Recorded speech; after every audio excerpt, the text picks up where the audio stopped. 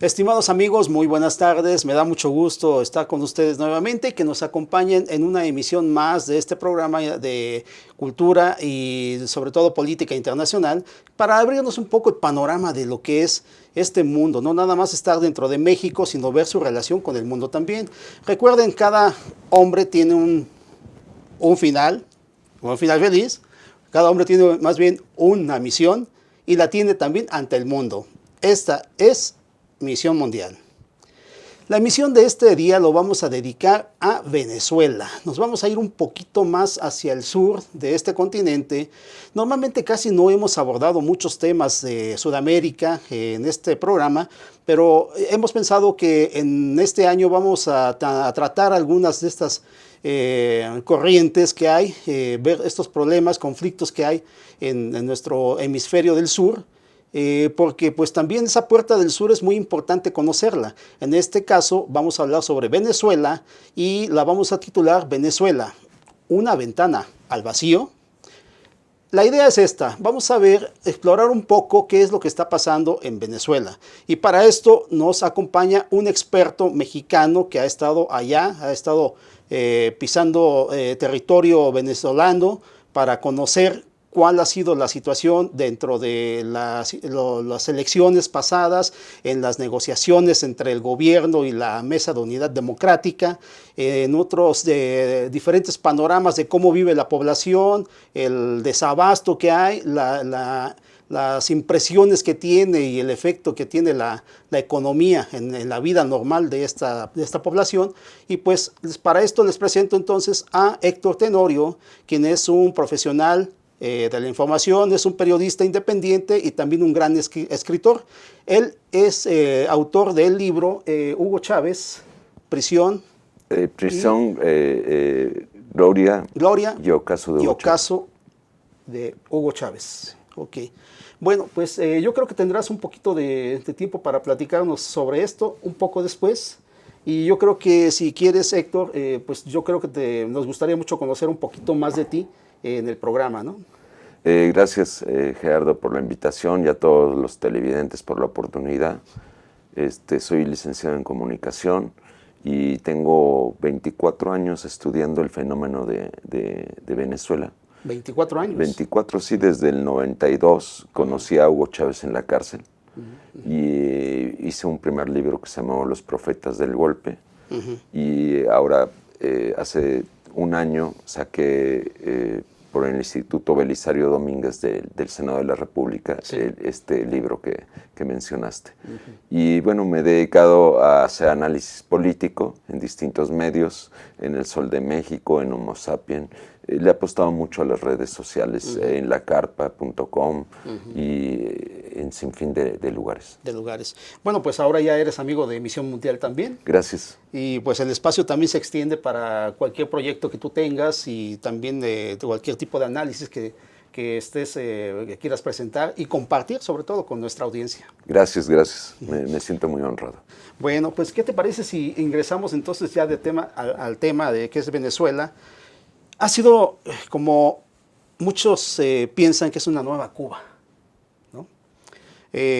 Obviamente también Cuba y Venezuela han tenido mucha relación a lo largo desde los 80s, desde los 70s más o menos, una cosa así. Fidel Castro, de hecho, hizo un viaje muy significativo por allá también, en los 70s más o menos. Y a partir de entonces la relación que han tenido estos dos países ha sido muy estrecha. Digo, no es nada del otro mundo, es de ahora, no es de ahora, sino es de tiempo atrás. ¿Cómo has visto tú esta relación entre Cuba y Venezuela? Realmente es lo que dice como mucha gente, es la nueva Cuba, pero ahora en el continente sudamericano. Pues nada más lejano que la realidad. En Venezuela se vive en libertad y se vive a veces hasta en el libertinaje, ¿no? Los medios de comunicación, hay muchísimos medios de comunicación de oposición en la televisión, en los periódicos, en las redes sociales como oficiales, y se vive mucha polarización, eso sí, entre la gente que nunca ve un programa oficial o gente que nunca ve la televisión de la oposición. Te puede provocar hasta esquizofrenia, porque son dos realidades que que no tienen nada que ver. O sea, y juegan mucho a exagerar y a hacer aparatos de propaganda. O sea, se ha perdido mucho la objetividad en los medios de comunicación venezolanos. Pues es lamentable, digo, porque pues siempre se acusa a los medios de comunicación que son o paleros de alguien, o que estorban a algún proyecto, o que son los responsables de que las cosas no funcionen bien. Sin embargo, bueno, siempre he pensado yo que los medios de comunicación son importantísimos en todo caso. Y la manera en la que tú estás exponiendo cómo están actuando ya de manera dual, una cosa así, pues es preocupante también, ¿no? Pero también te habla de que se vive en democracia, ¿no? Volviendo a la pregunta sobre Cuba, pues en Cuba hay una televisión oficial y hay un periódico oficial, dos periódicos oficiales, y esa es la gran diferencia. En Venezuela hay la MUD, la Mesa de Unidad Democrática, son más de 21, más de 14, 15, 16 partidos políticos. En la última elección de diciembre participaron 23 partidos políticos. Del 98 a la fecha ha habido 22 elecciones. O sea, son procesos diferentes, el cubano y el venezolano. Si retomando un poco este acercamiento que tuvo Carlos Andrés Pérez en los 70s con Fidel y que Fidel va, se dio de casualidad un viaje después de que Hugo Chávez sale de la cárcel de Yare, donde yo lo entrevisté en el 93. Él sale al año siguiente y su primer viaje es a Cuba, donde él profetiza que cuando llegue a la presidencia va a ensanchar las relaciones venezolanas-cubanas. Lo que más une a los cubanos y a los venezolanos es su sentir y su pertenencia al Caribe. Yo te podría decir que son más profundas las relaciones entre México y Cuba que desde la colonia hasta la fecha, pero nos separa eso. Y ellos entienden y ellos tienen una visión del mundo del Caribe, ¿no? Como parte importante de América Latina, y nosotros no tenemos esa visión del Caribe, ¿no? Y sí, tiene razón, eso ya viene de tiempos de la colonia, ¿no? La importancia que tiene Cuba para nosotros es, en ese momento, con la colonia española, es determinante, es el punto de encuentro entre los dos continentes, una cosa así más o menos. Y sí, en efecto, bueno, en el caso ya de Venezuela, hablando ya directamente de lo que es el conflicto, la situación que están pasando allá, tiene razón, no es ninguna nueva Cuba, ya lo vimos, estamos explorando que no, hay una multiplicidad de allá también de partidos, hay una sociedad civil muy activa, todo esto no está en Cuba. Entonces, ¿de dónde vienen tantas acusaciones sobre a Venezuela? ¿De que eso es así? Bueno, pues que se ha creado una verdad mediática desde la llegada de los chavistas, porque los chavistas no responden a los intereses de los grandes grupos empresariales, y los grupos empresariales han organizado y han intentado minar, y lo han logrado, un proceso revolucionario. Y bueno, pues ha sido una relación que Hugo Chávez nunca pudo superar ni resolver, de cómo responder a estos medios de comunicación masivos, ¿no? Entonces se fue creando todo un mito de que era una dictadura, pero hasta en Venezuela se cree que es un mito, se cree esa mentira. Hay parte de la población que dice que es una dictadura, pero te puedes ir cualquier viernes en Caracas, cualquier viernes, y al lado de las vinaterías hay 100, 200 personas bebiendo. ¿Y por qué están bebiendo en la calle? Porque ya no tienen la capacidad económica para ir a los bares, entonces se reúnen en las esquinas, chavistas, no chavistas, y se reúnen a beber. Y es el día que hay menos asaltos en la ciudad de Caracas. Y que curiosamente lo más grave que ha habido en este último tiempo es la inseguridad en la ciudad de Caracas. ¿Tú viste alguna cosa en particular? ¿Te pasó algo ya? No, a mí, ¿Tú estuviste allá? Sí. ¿Cuánto tiempo estuviste ahí el año pasado? Yo estuve el año pasado, yo estuve del 23 de junio al 23 de agosto. Fui como periodista a ver el proceso electoral, ¿no? de la constituyente, que fue el 30 de julio. Exacto. Y bueno, desde que llegué me asaltaron. O sea, hay una descomposición moral del proceso revolucionario. Eso es la gente con la inflación y con el dólar today, que es el dólar que fija por internet la oposición, disparan los precios. O sea, y el dólar today, pues puede decir si el bolívar en relación con el dólar está a 3,000, el dólar today, yo cuando llegué estaba en 8,000. Cuando yo llegué, 8,000 era el dólar en el mercado negro. Ajá. Y cuando me fui estaba en 18,000. O sea, en un mes se disparó 10,000.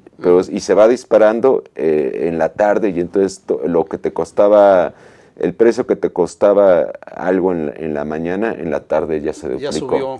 Ajá. Y entonces con eso hace que la gente actúe de manera pues impredecible, ¿no? Sí. O sea, yo llegué al aeropuerto y lo primero que me hicieron fue abordarme unos taxistas, hacerme un cambio donde perdí dinero, y después subirme a un coche y de ahí mandarme al hotel. Y en el hotel yo me bajé, inmediatamente detuvieron al taxista. O sea, hay un nivel de descomposición fuerte, ¿no? Y otro incidente en la ciudad de Caracas: uno no puede andar en el centro de Caracas con un teléfono inteligente, ¿no? Se me montaron 6 muchachos y me golpearon, me patearon, me tiraron al suelo, me quitaron el teléfono, y yo, pues, no sé, me creí luchador.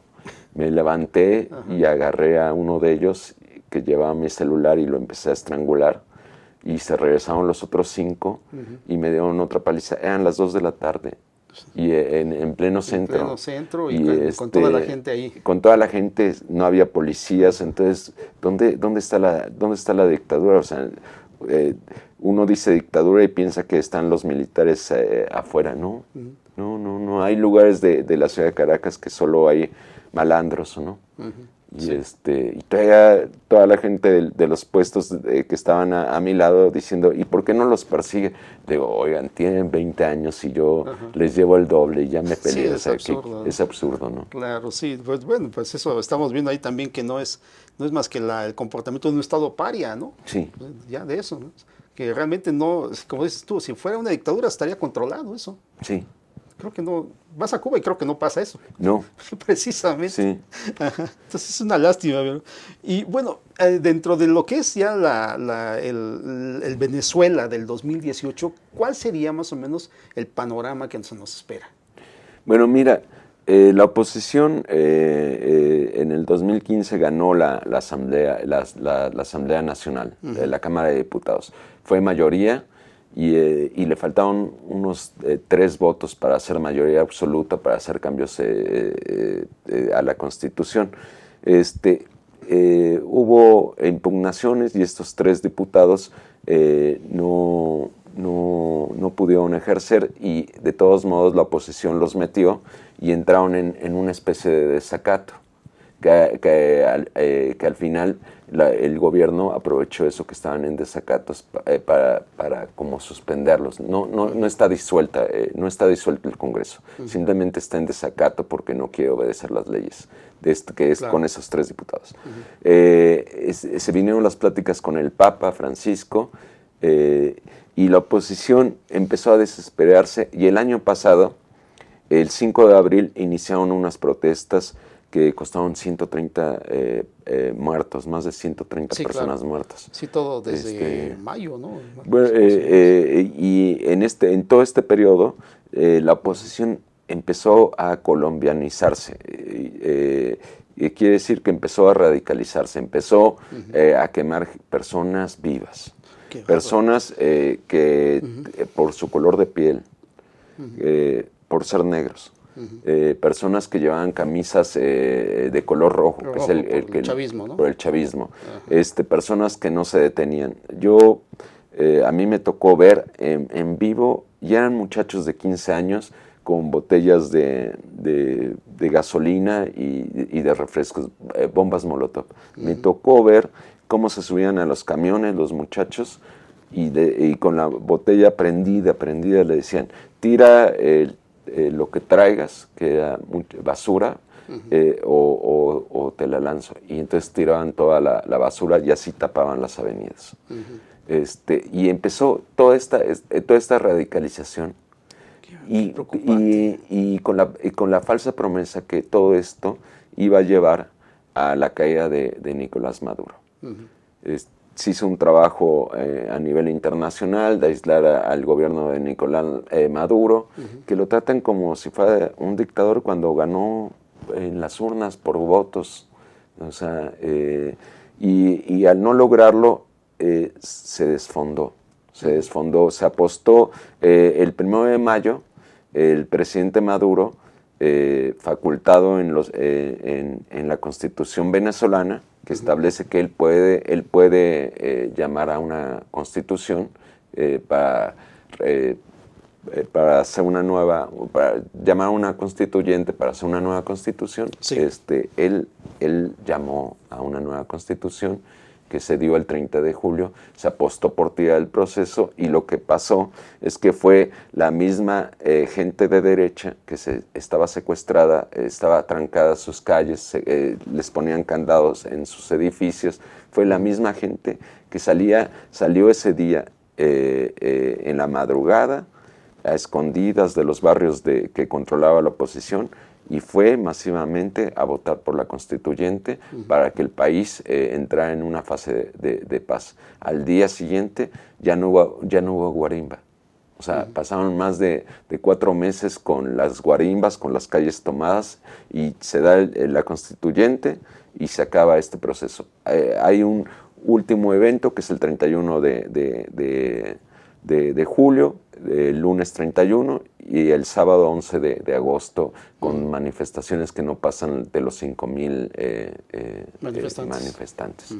Entonces se cayó los liderazgos de la oposición, los liderazgos radicales de la oposición, ¿no? Y ha quedado totalmente fragmentada, porque después de que habían dicho que era una dictadura, la mayoría de los partidos políticos participaron en el proceso electoral de diciembre.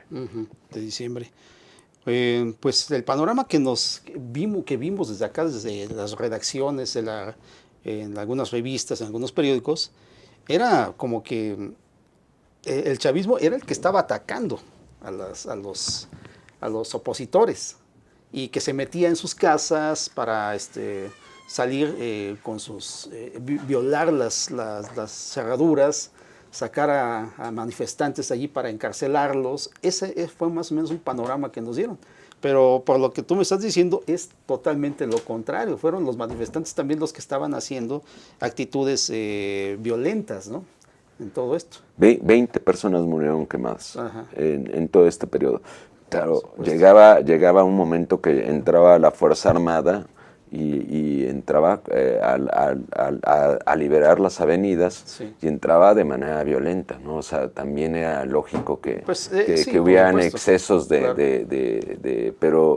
pero creo que nos hizo énfasis en el extranjero de esta colombianización, sí, que fue parte de una estrategia fallida para tirar a Nicolás Maduro. Bueno, nos comentarás un poquito más sobre todo esto. Vamos a un corte y regresamos. Gracias.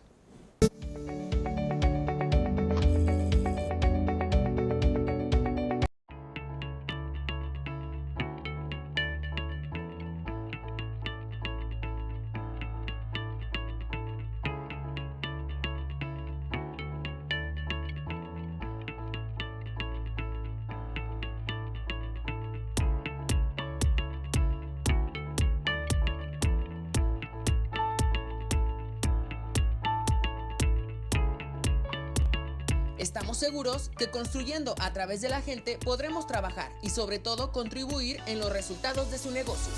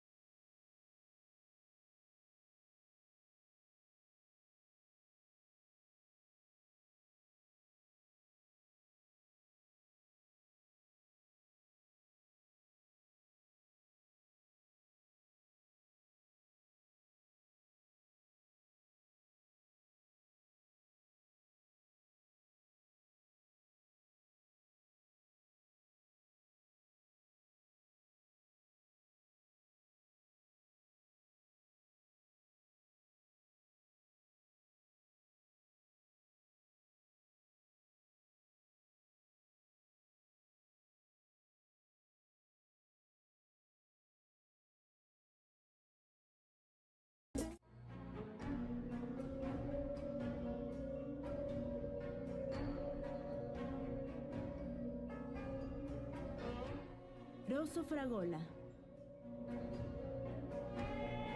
Arte en fresa que seduce tus sentidos.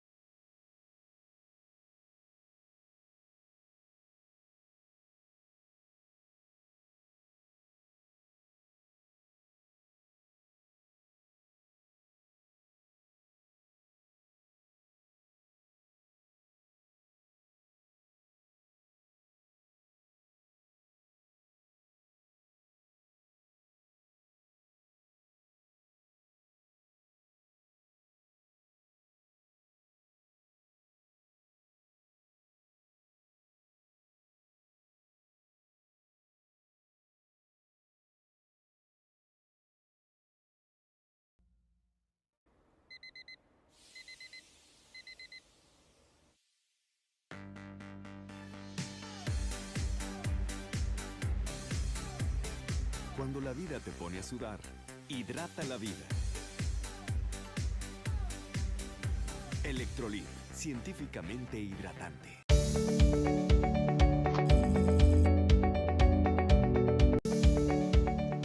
Estamos de regreso, amigos, y qué gusto que sigan con nosotros en Misión Mundial. Estamos tratando el tema de Venezuela y su realidad, pues como dando una especie de vistazo, no de pronósticos, de vistazo a lo que podría ser en el 2018, porque es un país que está actualmente en un conflicto pues muy interesante por los cambios que ha estado pasando, por las situaciones que se han estado creando.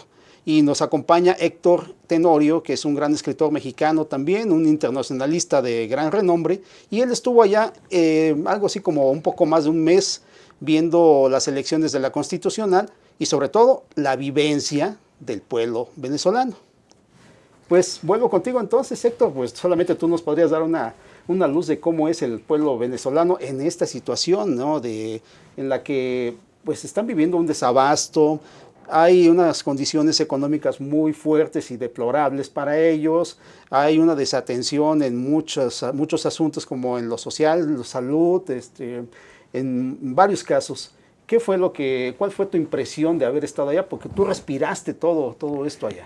Bueno, el desabasto es muy curioso, de medicina, que creo que es el más grave. El de medicina. El de medicina es el más grave. Sí, es Puedes estar en la ciudad de Caracas y en toda la ciudad de Caracas no puedes encontrar ninguna medicina y te vas al municipio rico que es Chacao, que está a 40 minutos, 30 minutos del centro. ¿De Caracas? ¿En Caracas? Dentro de Caracas es como la zona metropolitana. Ah, ok. Y te trasladas en metro y ahí encuentras las farmacias repletas.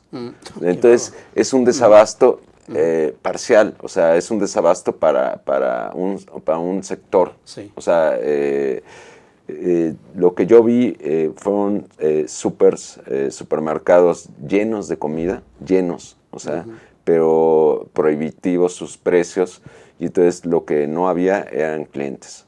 Y en la calle lo que percibí con lo que te contaba del Dollar Today, era la dificultad que tiene el venezolano para comer, para su canasta básica.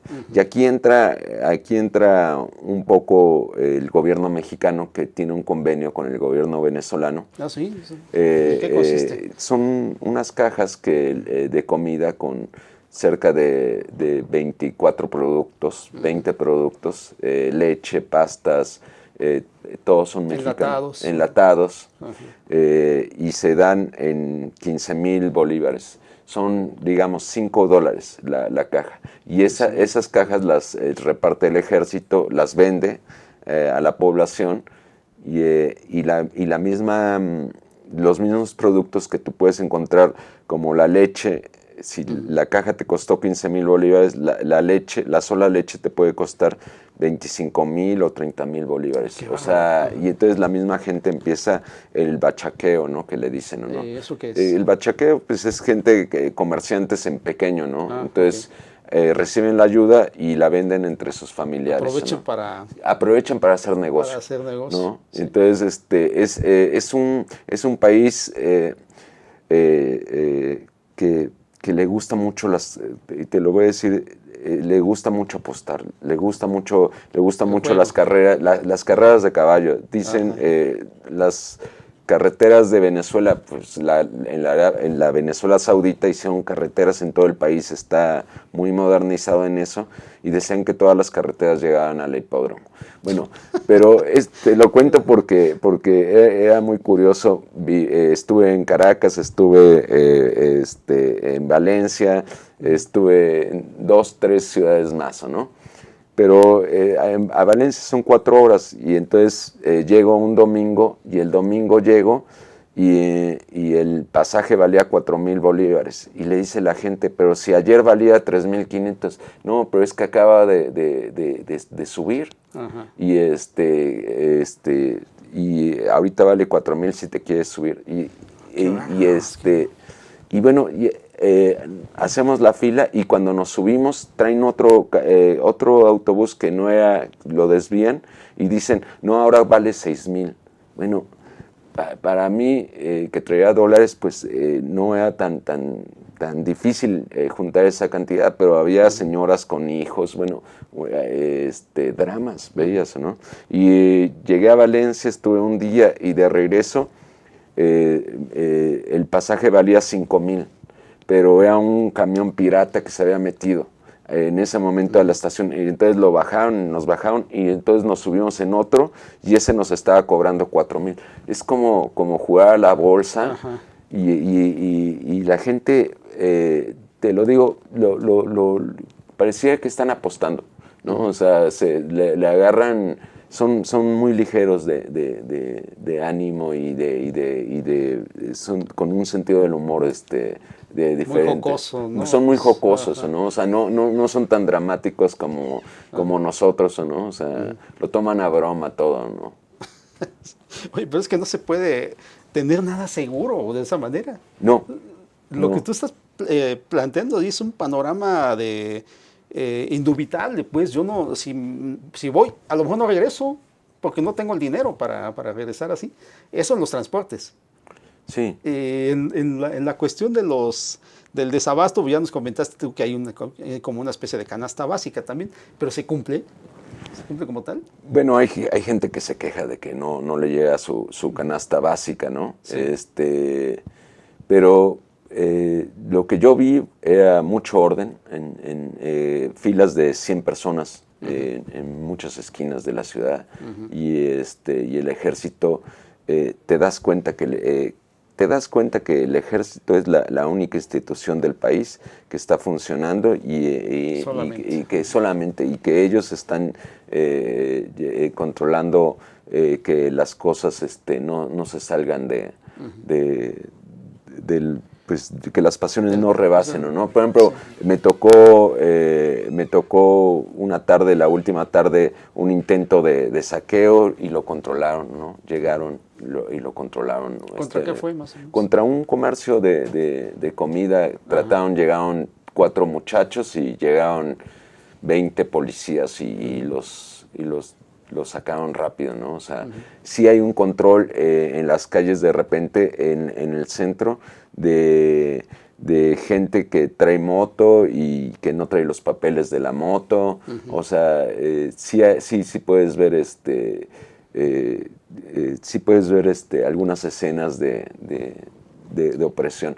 Y para comer, pues para muchos sí se les está complicando el asunto, y te ven extranjero y te cobran en el mercado, te cobran muchísimo. Ahora sí, ¿no? que se manchan, como dicen. Sí, se manchan porque tú eres su única posibilidad y no hay turismo, ¿no? O sea, nadie quiere ir a Venezuela como está la situación. No recuerdo, pero creo que a partir de las protestas me parece que todas las aerolíneas no están llegando regularmente, ¿sí es cierto? Sí, es cierto. O sea, aparte en todo este bloqueo, las aerolíneas empezaron a cancelar sus vuelos a Venezuela, ¿no? Y empezaron a tratarlo de aislar. Se apostaba que la constituyente no iba a funcionar. Y la constituyente, los diputados de la constituyente, pues ellos han traído un poco de paz y de tranquilidad a la sociedad. A todo el desorden que hay. A todo el desorden que hay. Se habla que podrían estar 2 años, ¿no? Yo creo que ellos están comprando como un seguro. Si este próximo año Nicolás Maduro no llegara a ganar, que queda la constituyente. Y la constituyente está establecida que está por encima de todos los poderes, ¿no? Okay. Bueno, sí, por eso es que era muy estratégico que el chavismo lo tuviera, ¿no? Sí. Y por eso también lo están peleando los mismos opositores, por supuesto. Sí. Lo están impugnando. Y bueno, no quisieron participar. No hay ningún constituyente opositor porque pues ellos le apostaron a otra cosa. Y hubo 8 millones de votantes. En la consulta de la oposición hubo 7. Esto te lleva a 15. Y 4 millones de abstencionistas te lleva a 19 de un país de 24, 23 millones. O sea, lo que sí es impresionante es que la gente sí va a votar. En la constituyente yo fui a Petare, afuera lejos del centro de Caracas, y ahí estaban los muchachos, habían puesto candados en los edificios para que la gente no saliera. Y entonces tú tenías que, después de que te liberabas, te podías ir a unos metros más adelante, podías agarrar una combi y de ahí viajar como 5 kilómetros para ir a votar. A mí la experiencia que tuve en la combi que iba, solo una persona dijo que por qué tenía que trasladarse para ir a votar, pero llegabas ahí y era una fiesta, ¿no? Y te celebraban y todos hablaban. O sea, para ellos el voto, ya sea tanto de la oposición como del oficialismo, para ellos es una fiesta, es un momento de reunión. Es una fiesta civil. Es una fiesta civil. Sí. O sea, yo les dije que me quería traer muchos votantes porque aquí no votan ni en defensa propia, o sea, ni en Estados Unidos votan acá, o sea, no votan, o sea, no creemos nosotros en la votación. Ajá, sí, eso es cierto también. Además, tanta desilusión que ha habido, ¿no? Por manejos escabrosos que hacen los políticos y todo este asunto, ¿no? Y aquí quiere votar en México, sí, es muy raro. Sales a votar incluso, y en domingo, ¿no? Sí. En domingo, allá también votan en domingo. En domingo. En domingo, bueno, en Estados Unidos no votan los domingos, por lo menos ya siquiera les dan ese día de libre para que Claro. puedan ir a votar, ¿no? Pero aquí lo hacen en un día en que todo el mundo descansa, entonces yo no sé si será también eso, es que prefieren descansar a salir a votar. ¿Quién Pues sabe? mira, desde el 58 hasta la llegada de Hugo Chávez, era altísimo el nivel de votación. De O sea, votación. no sé, tiene que ver con que es un momento donde puedes ver a la comunidad. Y la comunidad Pues puede ser, es de fiesta y es de alegría ver a tus vecinos y creo que tiene que ver con una parte de carácter que tienen ellos, ¿no? O sea, bueno, porque los resultados tampoco son halagadores para ellos, ¿no? O sea, Sí, lo único agradable para ellos es la votación nada más. sí. Ajá. Bueno, pues sí. Pero bueno, en este caso, Maduro está en el poder ya después de que Hugo Chávez se murió, Sí. 2013, hasta la fecha, y todavía se plantea que es muy probable que se pueda reelegir, ¿no? ¿Cuál sería la perspectiva entonces que tendría hacia Venezuela continuar un gobierno de Maduro? Como tú dices, es la única opción por el momento de tener pues no digamos un control, sino una situación de normalidad entrecomillada, ¿no? Así, con él, porque si no hubiera esto, yo creo que sí sería como un caos. Sin embargo, bueno, se prevé que él va a ser otra vez el gobernante en turno que se va a quedar con todas las votaciones. Estados Unidos ya lo está diciendo prácticamente así, tratando de evitarlo con sanciones que les impusieron a sus más allegados el año pasado, después de la Constitucional. Los limitaron, los pusieron en una lista negra ante el Tesoro para que pues no puedan tener transacciones económicas, y el gobierno pues obviamente de eso, las transacciones económicas son muy importantes para que un gobierno pueda mantenerse operativo, ¿no? Entonces, este año también están considerando nuevas sanciones más. Y además, bueno, te iba a preguntar una cosa. Si en los transportes parece la bolsa de valores para transportar a 4 horas a unas personas y todo ese asunto, yo tenía como referente que Venezuela es un gran productor de gasolina. ¿Es por esto que se hace ese tipo de cosas o qué es lo que sucede? Porque ¿cuál es tu perspectiva con la gasolina? Aquí nos preocupa mucho eso porque los transportes afectan la producción y en la producción el consumo también. Entonces, ¿tú cómo lo ves? Bueno, yo con unos amigos pusieron 30 litros y gastaban 18 pesos, $1. 18 pesos, ¿qué? ¿Mexicanos? Mexicanos, o sea, por $1 Sopas. llenaron 30 litros, o sea, y por ejemplo a los motociclistas realmente les regalan la gasolina porque tendrían que pagar con centavos y no les aceptan los centavos, ¿no? O sea, las monedas. Ya están desaparecidos los desaparecidos. centavos. Tiene que ver con que Venezuela, todo el proceso es una revolución petrolera. Y que a Hugo Chávez le toca unos precios de petróleo de más de $100 por barril. Entonces, los que dicen los defensores del madurismo contra el chavismo, porque si hay una división natural, es que no es lo mismo ser revolucionario con el precio del petróleo a 100 que a 40, ¿no? Entonces, que ya quisieran ver a Hugo Chávez en esta situación, ¿no? Sí. Entonces, yo creo que no se prepararon los venezolanos. Creo que la Cuarta República, y que es desde Pérez Jiménez hasta que llega Hugo Chávez, antes de que llegue Hugo Chávez, tienen parecidos. No se prepararon, no producen otras cosas, todo lo importan, todo lo exportan, o sea, entonces eso los hace muy vulnerables. Tanto. Sí. Vamos a un corte nada más y regresamos. No se vayan, vamos a un corte.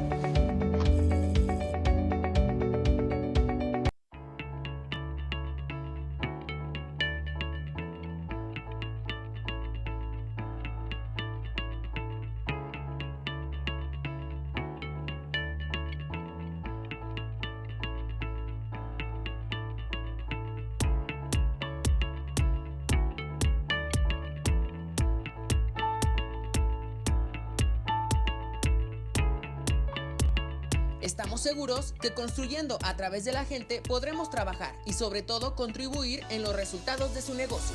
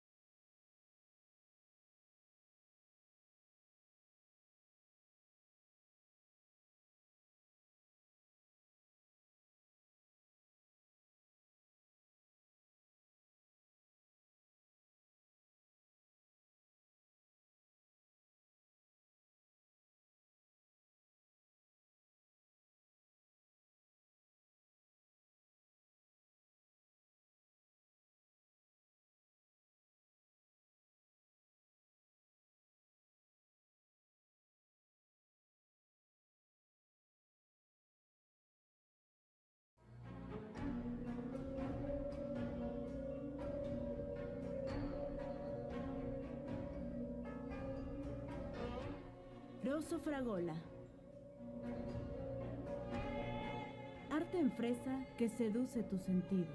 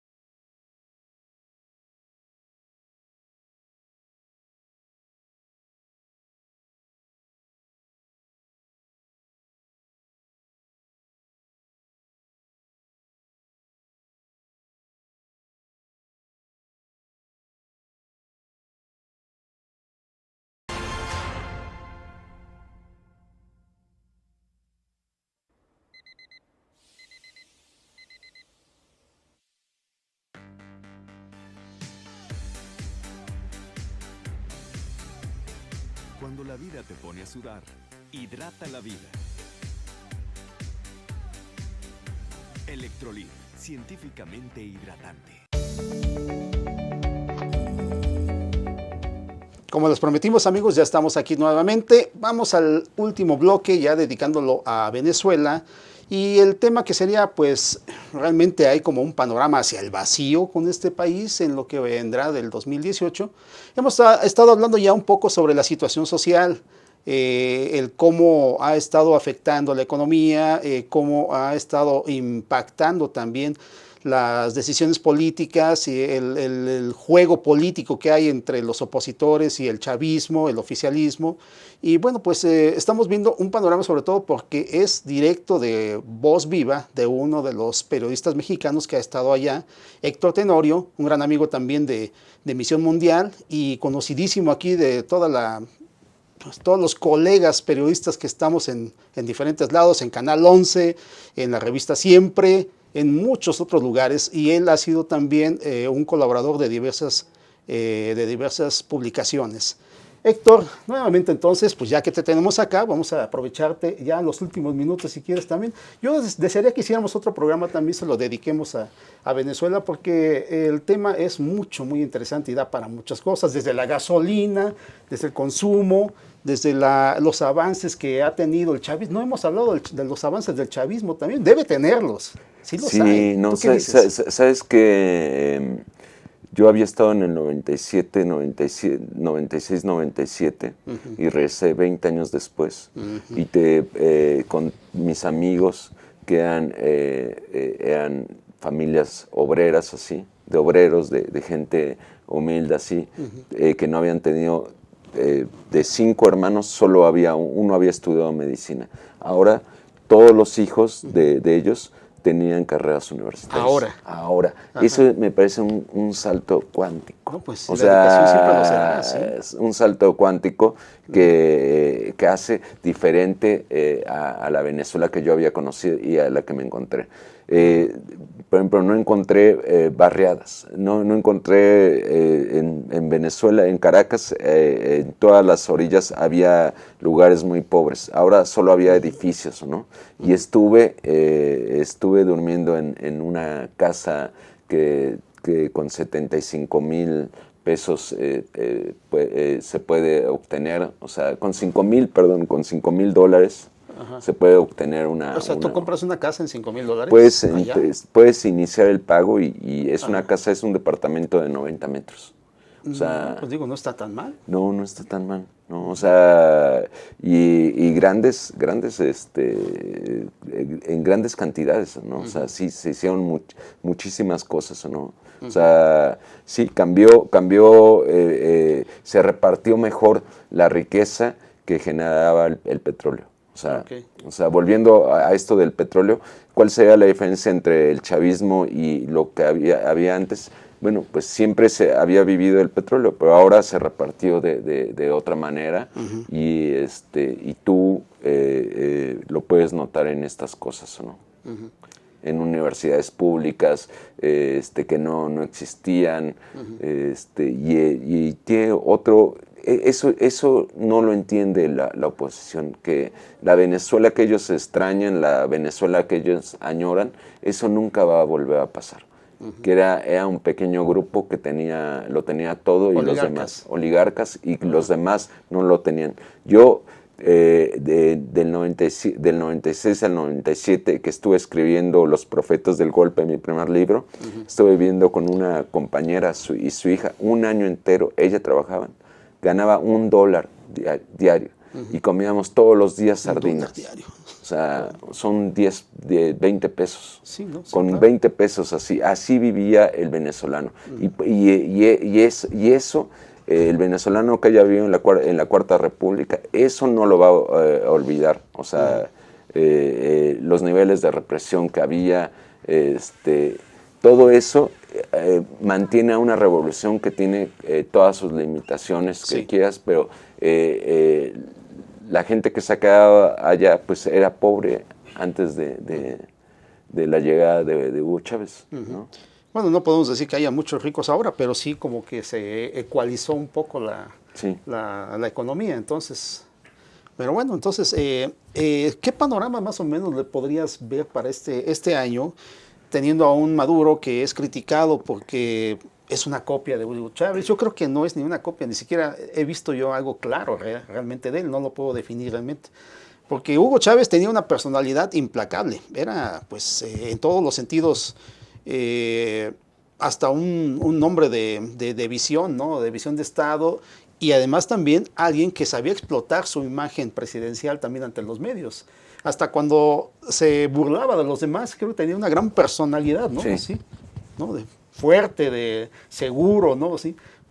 Muchas veces yo no sé si ahí sí habría algún parangón con Fidel Castro, probablemente también, porque Fidel Castro también tenía la palabra certera y además sabía criticar y hablar, ¿no? Y Chávez creo que tenía un poco de todo esto. ¿Cómo es Maduro? Bueno, mira, creo que el verdadero Maduro lo estamos apenas conociendo. Toda esta crisis política que sucedió hizo que la presencia de Maduro por primera vez ya no fuera bajo la sombra de Hugo Chávez. Okay. Y su gran error de Maduro es que quería imitar y ser igual de gracioso Claro. que el Que Hugo llanero, Chávez. que Hugo Chávez. Hugo Chávez es de los llanos y la gente de los llanos se pone a cantar, hablan mucho. Sí. Nicolás es caraqueño, es mucho más diferente, tiene una diferente visión del mundo, ¿no? Y no lo ha sabido aprovechar. Por ejemplo, escuchándolo, tiene un gran conocimiento de toda América Latina, de toda la historia de América Latina, geopolíticamente. Lo que se está peleando en Venezuela es la Venezuela del Sur, el Amazonas, los recursos que todavía no están explotados. Y ahí está China y Rusia ya metidos, y va a ser muy difícil que se salgan por las buenas porque Estados Unidos quiere cambiar el régimen, ¿no? O sea, y con concesiones de 30 años, 40 años, o sea, está complicado. Sí. Y el panorama para este año lleva la de ganar. Sale con ventaja Maduro para la presidencia del 2018. Falta ver si la oposición logra unirse a través de algún personaje que los una. Está pasando un mal momento. Hay pláticas en Santo Domingo para encauzar el proceso electoral, para liberar a los presos que están todavía en prisión. Y bueno, pues Exacto. Se puede esperar siempre en Venezuela, desde que llegó Hugo Chávez, en Venezuela siempre las protestas terminan en invierno, porque el precio del petróleo aumenta y Estados Unidos necesita el petróleo de Venezuela y vuelven a explotar en el verano. Bueno, pues te invitamos a un nuevo programa. Gracias. Y pues nos despedimos, amigos. Como siempre les digo, parte de mi invitado especial, Héctor Tenorio, salve audiencia.